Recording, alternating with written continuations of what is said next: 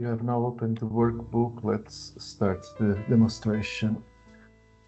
When you open the workbook, you have 6 pages. The first page is a control panel, and then we have the setup page where you will set up the parameters of the calculator.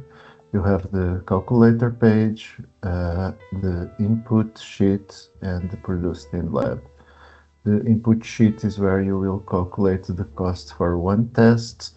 The calculator is where you can extrapolate from the cost of one test to an X amount or N amount of tests that you want to calculate. You have this produced in the lab is auxiliary table to calculate some reagents and consumables produced in the lab that will later on be input sheets. In the start page, it is comprised of 6 buttons, and you also have some instructions on how to fulfill the calculator. Right now we're set up in Portuguese.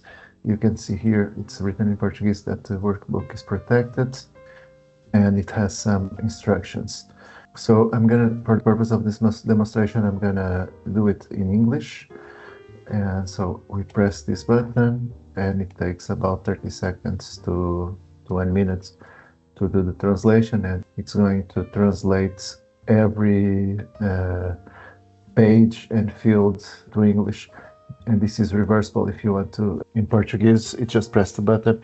It will not affect the input values that you put here in the sheets.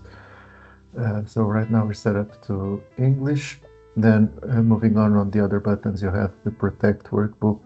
It is always as default protected, and it's advised to remain that way. You have the second button to unprotect, but you don't have a password to unprotect this workbook.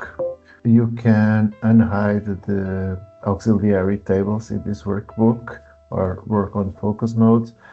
Every time you open the workbook, it will always be on focus mode, but you can always unhide the hidden sheets.